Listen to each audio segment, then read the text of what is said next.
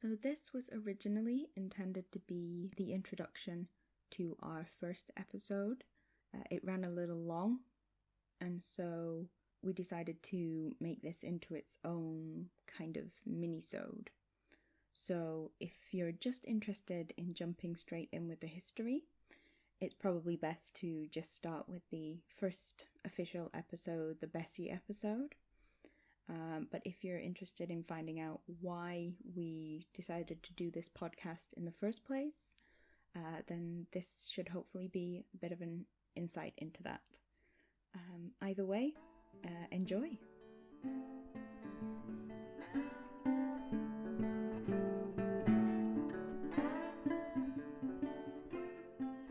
Hi, my name is Samantha Hames.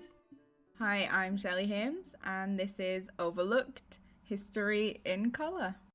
Okay, so I think we should start by talking a little bit about why we've decided to do this. I've never made a podcast before. I'm learning. It's a learning experience for me. Have you ever done anything like this before? Not really. I've got some very limited audio recording experience, but nothing podcasty before. Yeah, that is lucky because I don't know what I'm doing. I'd say we are the amateurist amateurs that have ever podcasted. It's amateur hour, yep. It is literally amateur hour if it goes for an hour long. So but we will see. Good at facts, though. Good at facts and research. Well, I mean, I'm hoping to be good at facts. I've done cross-referencing. That's important for facts. That's but there's serious so work. much of these older stories. There's dispute about so much stuff. So you'll have she was born in 1896 or 1898 or 1890, and it's like, well, which one is it? So this, from my perspective, is linked to the huge civil rights movements that are happening at the moment and have been happening, that started in America, triggered by the death of George Floyd, but it's become a lot bigger than that. Mm-hmm. I think there were protests after the murder for something like a month. There were protests in America every single day and in much of the world as well. I think it's extraordinary. My friend in Latvia was telling me that there was a few protests in Latvia, which is kind of fascinating because it's a much smaller country with quite a different cultural Are they history. Very white in Latvia? They're very white in Latvia, but still kind of a fascinating thing. Well, I had a conversation with somebody in the days, maybe a day after it all started to kick off in America, and people were protesting over there. And I said, but it won't really change anything. Oh, it was when they announced one very early in Manchester, a couple of days after the death. And I said, I mean, I get it, but what's the point of doing it over here? Yeah. Does that make any sense? And then within, 3 or 4 days, it was worldwide. It really did strike me, actually, and affect me probably in a way that I haven't been affected before, and made me think about things that I just assumed I knew or should know, or I think in a way I've sort of been lazy about it and about my responses to things because we are mixed race, but we don't look it. We're white passing people. I've been confused for Asian before because I have a slightly sort of oliver skin tone, I guess. But most of the time I'd consider, white passing.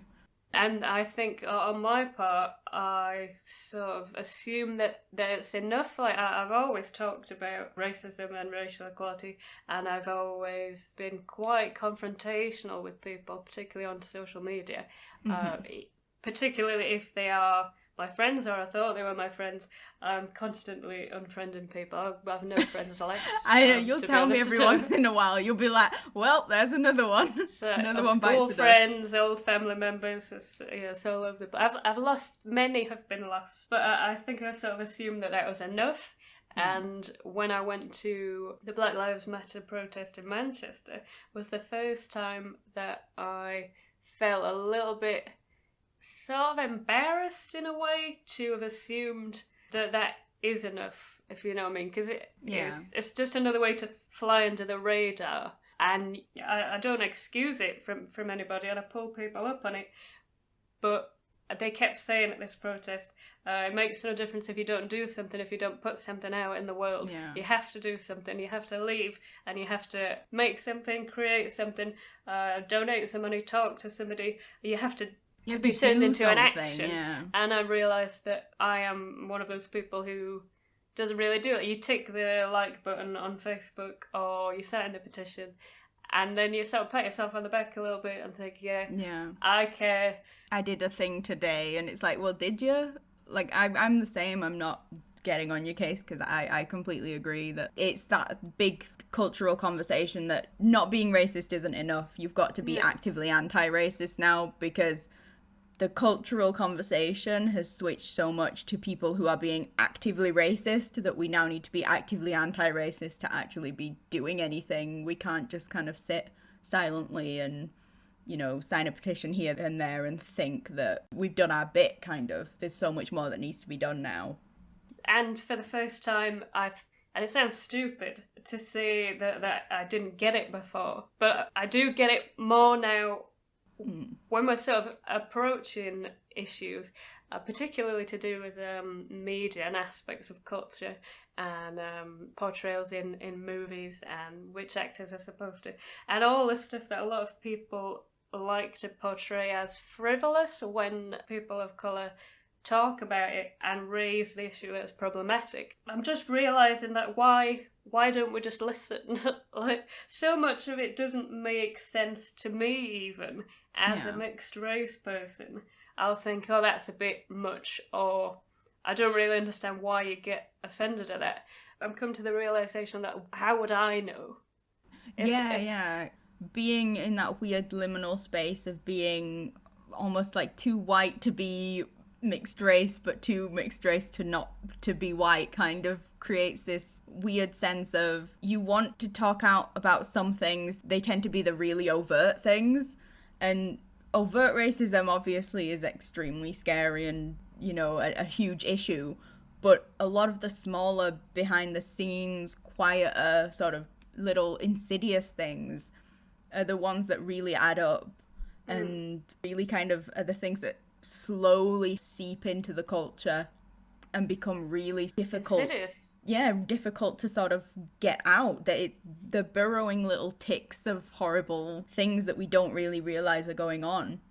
We also have to become aware of the fact that we can't see these things a lot of the time for a reason.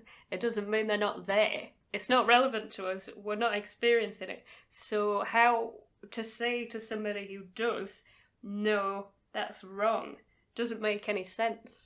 Yeah, it's entirely the conversation on privilege. You don't see it if you have it, because you're not seeing all the things that you're not experiencing.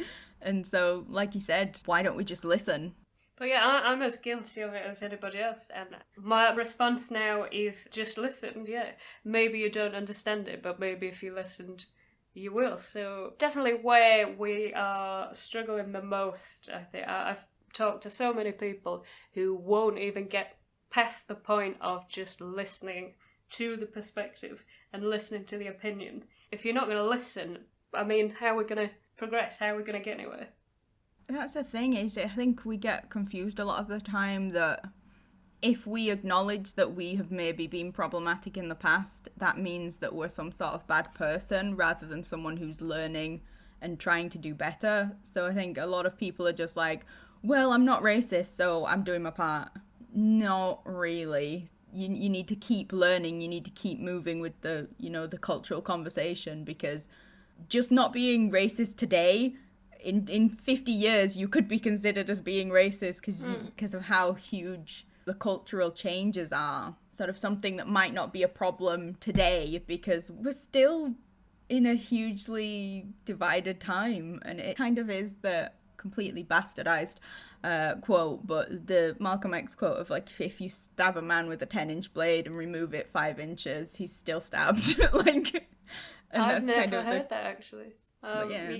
Yeah, I think listening really will be the key, and possibly. And education, hence the point of this podcast.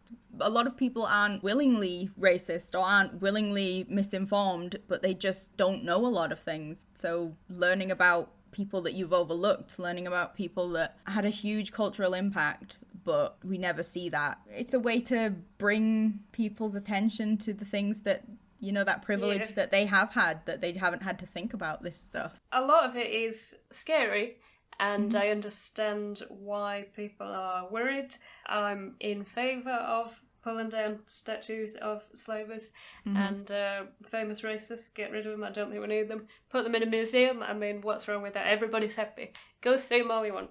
Completely, Easy. yeah. Go see them in context. But I think it can not spiral out of control, but you can go too far with that stuff, and it goes to a place where it's not necessarily helpful. And the same can be said for all of these TV actors and movie actors that are now coming out and saying, oh, I'm sorry I did this 15 years ago, I'm sorry I did that, I'm sorry I voiced this character.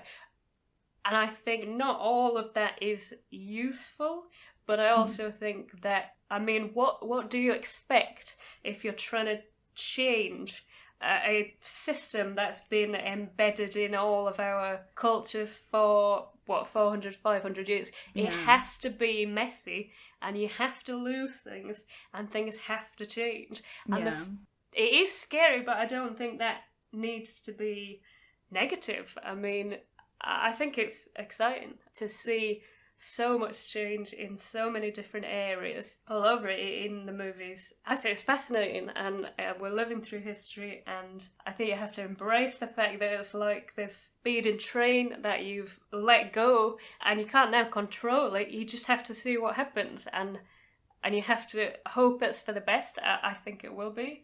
Yeah. Because in the end, I don't want, my favourite TV show to be taken off Netflix because somebody made a one joke that could be misconstrued. I don't like it as much as other people. But for me, it's completely worth it. It's like, okay, we lose a couple of TV shows, or... Yeah.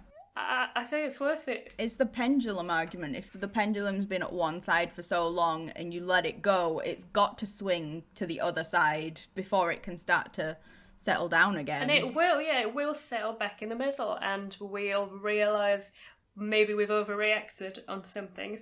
I also think it's important that people aren't acknowledging that protesters, Black Lives Matter, groups like them, and civil rights activists, they're not really behind a lot of this sort of superficial stuff to do with the TV shows and don't hire these types of people. A lot of this takes kind of there's Netflix. More important things to worry about, like literal people being shot in the street. It was like there was an argument about whether we should stop singing "Swing High." What is it, "Sweet Chariot"?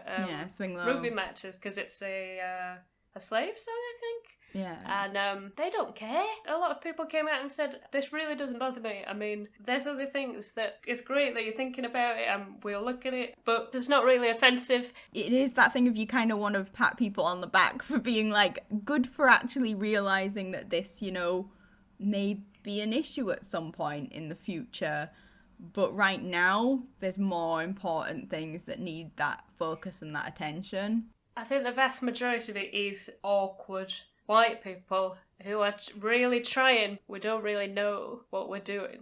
And I've heard it said by a lot of black people on TV and in interviews. They get it, and it is positive that people are thinking about it, but yet maybe they're alighting on the wrong issues sometimes. Stuff that is easier to fix, I guess, then it's a lot easier to say, take this episode of Fawlty Towers off because it might be construed as racist, than to actually look at things like police brutality. It's the immediate gratification thing. Humans, we like things that can be fixed quickly, and if you tell us there's a problem that's going to take who knows how long to actually completely fix, if ever, fully, then we kind of don't want to hear that. It's what we were saying before, where it's easier to sign a petition or it's easier to change the name of rice than it is to fully try and, actually create systemic changes that will bring about an end to hundreds of years of racial tension. But this then all gets inextricably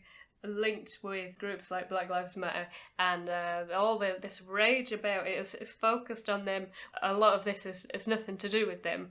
Like I said, they're focused on bigger issues and systemic change and changes to laws and policing, and I don't think most black people care that much if an episode of Fawlty Towers mentions the war or has a poor taste joke about German people. I understand it in the grander scheme of things. Probably should all be looked at. It feels like, let's sort out the huge incarceration numbers of people of colour. Let's sort out the random police violence shooting events with people of colour. Let's sort out the huge wage gap, the huge poverty problems.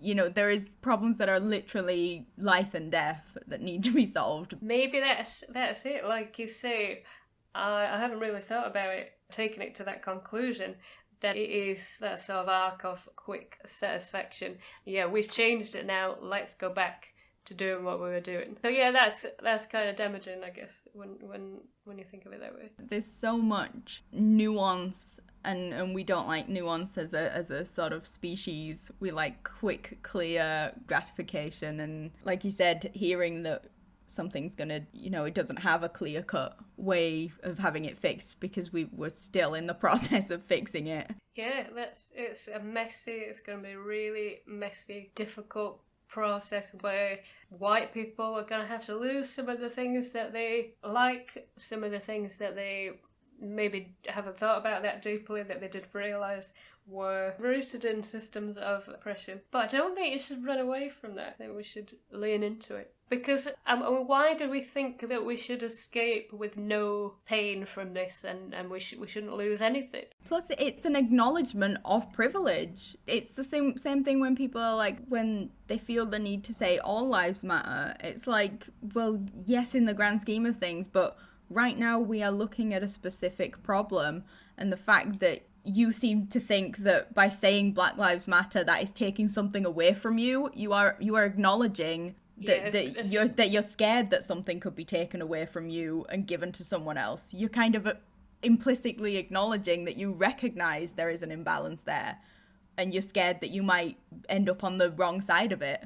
Yeah, that's what annoys me when Anthony Joshua was at the centre of that scandal, and it was because he'd read a part of a speech saying, oh, maybe we should just start shopping in black businesses, and there was so much outrage, and it's like, how dare he exclude people from businesses based on colour? How dare they? And it's like if you looked at the Jim Crow laws in the South, it's like that. Turn around. If you don't like it, they also don't like it. To me, that should be like a light coming on in your head, like, oh my god, this makes me uncomfortable. Yeah, wait a second. I would hate it if somebody banned me from the shop based on the fact that I have white skin. Oh, now I understand. I don't get why people don't have those realizations. They just get angry. Yeah, I don't get why people see it as a personal attack on them. People seem to see it as such a personal element. It's like, no, it's systemic.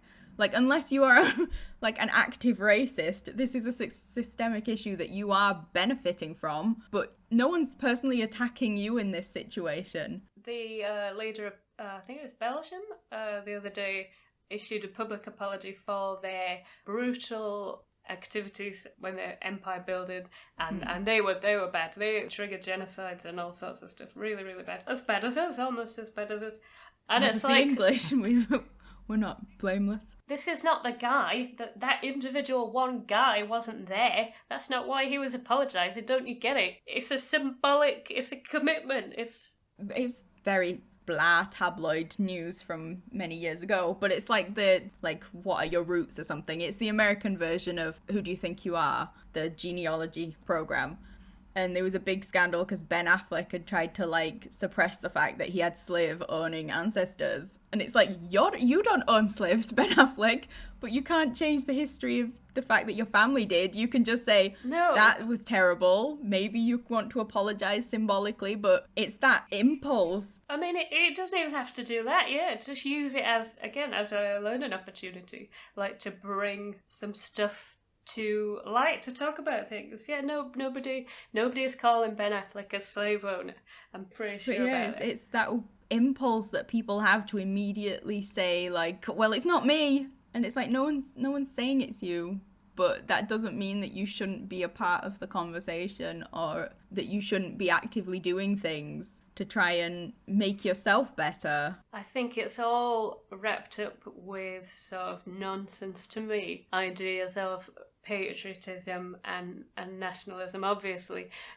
To me, that doesn't necessarily make any sense. I don't think there's anything wrong with being proud of your country, but I think you should probably be proud of it when it does stuff to be proud of, not just blanket proud to just I was born here, so I automatically love it all the time and that's the will thing, never criticise it, and it's never the done anything. weird That's Rule just weird to Britannia me. thing as well that gets me, because it's just like, you do realise what's behind that. It's like, it's not like, yay, Rule Britannia, we did good stuff. It's Rule Britannia, we went around and, essentially just screwed up a bunch of other countries, but we got to say we had an empire. That's not a good thing. Empires didn't come about because we were going and shaking hands with people and asking them kindly if they wanted to join us in a tea party. Like, it was going in, destroying people's cultures, and we should be okay saying that.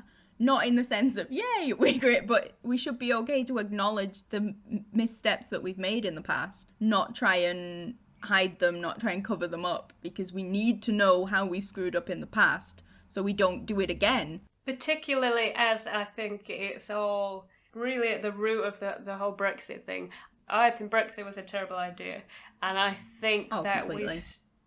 It was based on lies, and we know this. And this idea that this idea of empire still, this empire state of mind but the empire doesn't exist. So we've just isolated ourselves because we're convinced that we're this sort of grand power. We're very small. we're very small, and we're very alone now. So I think we're gonna have some surprises and some reckonings to face in the next couple of decades about where that sort of empire state of mind has brought us and will take us.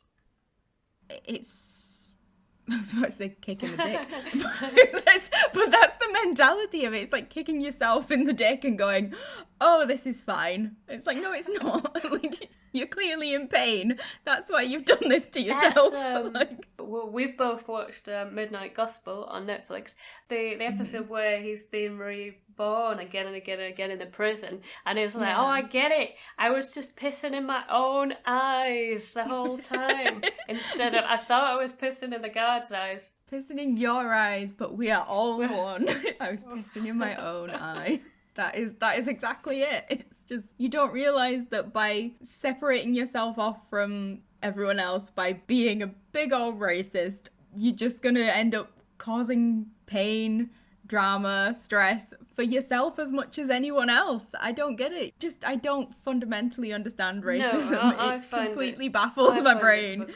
And I found it very surprising how, obviously, a lot of people have that. They're only a sort of Facebook comment or two away from saying something stupid. That maybe they don't entirely mean or don't understand, because I know a lot of people that say stuff that really offend me. But I know them, and I know they're not racists. But that's why I think we need to bring it back to listening, because you can do that without having read a load of books or watched documentaries, or even really fully understanding the need for it. Why don't you just listen? Because it will cost you nothing. Like, you lose nothing just by listening to the other perspective. People who are fairly secure, that are maybe like middle-aged parents that are financially secure, they've forgotten what it's like to have economic insecurities, which, if you're poor, I can understand to a certain extent a little bit more. It's easier, particularly for politicians, to say, oh, look over there at that group of migrants, or look over there at such and such. Taking the little that you if have, they didn't have it, you'd have bullshit, more. Yeah. People who are comfortable, again, they don't lose anything by just listening and then making up their minds after they've heard somebody else's perspective. There's nothing lost there. It's easy. You've got no excuse. Just listen. Yeah. It completely is just divide and conquer. It's the keep everybody fighting amongst themselves, and then the money stays where it's always definitely. stayed. That is absolutely what has been happening with this Tory government for a long time. I think they point. That is it. They look over there. Look at those migrants, and everybody goes, and then they go and do something absolutely terrible, like cutting the affordable housing budget, as they just did this week, after saying we're going to build our way out. We're gonna of this recession. We'll look after you all. You're all that nobody will be left behind. The problems in your life aren't caused by migrants or the brown people who live on your streets, or they're no different to you. They wear different clothes and eat different food. It is strange to me, and it doesn't fundamentally. It doesn't make sense to me to be racist.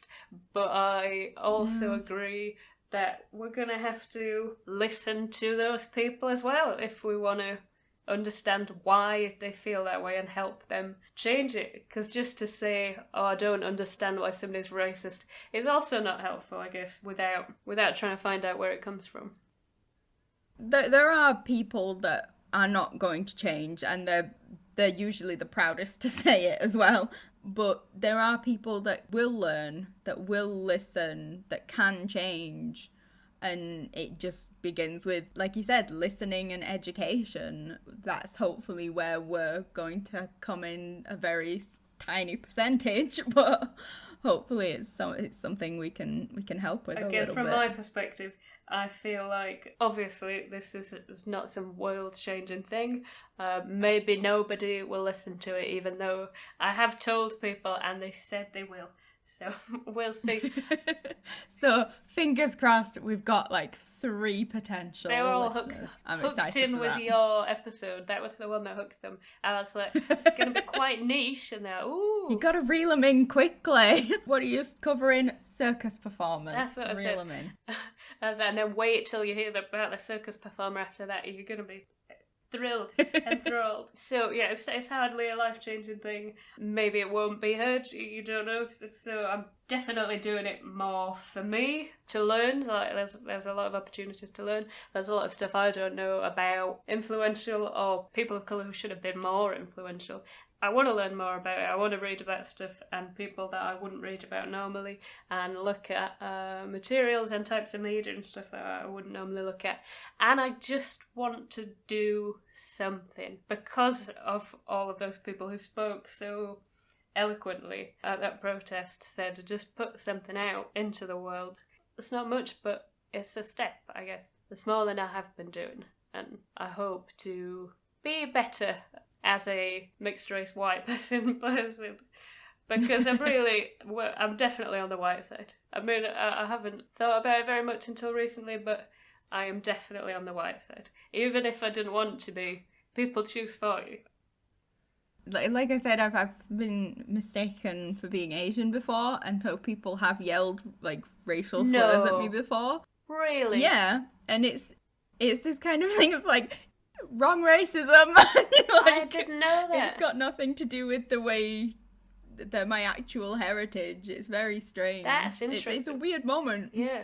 Because I literally went, wrong racism, and they went, all right, sorry. And it's like, oh my do you not understand? That's the strangest encounter. It was a very surreal day, because I was just like, okay, are you racist? Are you not racist now? I don't know what's going on That here. is a surprise. I don't think I've ever mentioned that before to me. Yeah. It's not happened in years. The last time was when I was in uni, which is 4 or 5 years ago now. But yeah, it's a very strange sort of situation.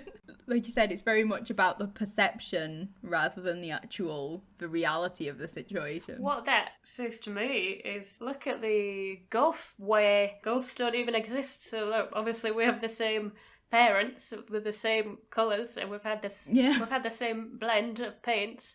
I don't think I've ever experienced anything like that. I don't think anybody that I know of, nobody's ever made it. People have asked me, people have said, oh, you look a little bit brown.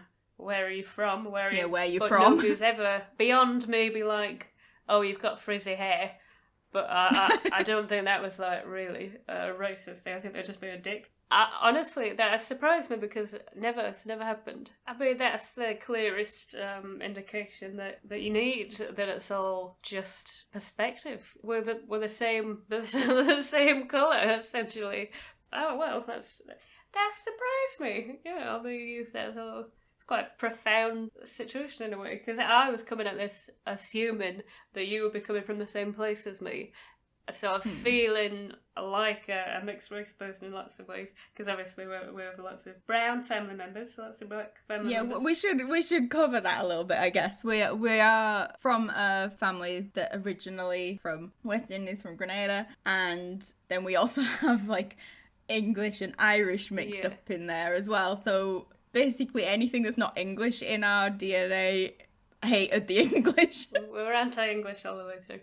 But yeah, also so, English. Yeah, I assumed that you would have had the same experience as me. So I am this white person who's just gone through life never having experienced it, being very aware of it because I've got black family members, but it's never affected me. And it does make you feel strange, because then I think, oh, should I be talking about it so much? Should I have these opinions? And then, you know, you realise, well, yeah, if you believe in something, you've got to speak up about it. But yeah, I feel like a bit of an imposter sometimes, talking about stuff on social media and sort of pulling people up about stuff. I feel like maybe, I don't know, maybe it's not my job, but I guess it's imposter syndrome in a way. I understand that, because I get that as well, of feeling like, is it my place to say this? Our family is particularly interesting because I would say, from what I know of them and from what I've seen of them, I don't think they're particularly interested in sort of learning about the roots of oppression and systemic racism. There's not a real sort of interest there. So obviously we grow up and we're exposed to lots of black music and black cuisine and black culture with things like the carnival, the Caribbean carnival. But at the same time, also there's no real talk about racism in the family, or whether there's sort of certain comments. I know Grandad would talk about finding it really difficult to get jobs and things and places to stay when he got here. Some of our aunties have mentioned stuff, but there isn't really. We don't really talk about it. But it does create this feeling of, should I be more connected to this side or more connected to that side? Does it make sense for me to be fully interested in this history of blackness and black people if I don't look a certain way? It sounds stupid, but yeah. It does, but it's odd, because I completely get what you mean there. You almost feel like you shouldn't be as interested in it. Piggybacking on something in a way that... Yeah, or like I said, in the same way that people watch shocking documentaries or something, it's, I get to see a little peek into this world. But especially in our family, because we weren't very close with our father's side of the family, which was the white side of the family. The very, very whites. It was a very mixed up. That's interesting because, if I think about it, I don't particularly feel a sort of cultural or even a sort of ethnic connection to that side either. To whiteness, I don't feel like, if people are talking about white people, I'm not like, it's interesting, and I think the way to approach it, or the way that I'm going to try to approach it in future, is just to kind of be honest with myself about that whole imposter feeling, and it feels awkward, and maybe there's a reason for that, so don't ignore it or disregard it. Maybe just look at that and ask questions about why I feel that way. Maybe help me to learn stuff. And I think it is important for us and for other mixed race people, for everybody, to exist on both sides of the spectrum. So it is important for me, and I've realised in these last few months that it's important for me to recognise I'm a white person for all intents and purposes, with all of those privileges, and that's what I'm on the winning side. So I have to recognise it, and I have to acknowledge the fact that there's so much of this, because I'm on that side, that I won't see, that's invisible to me, that I maybe won't understand. So I just have to listen to the people that do.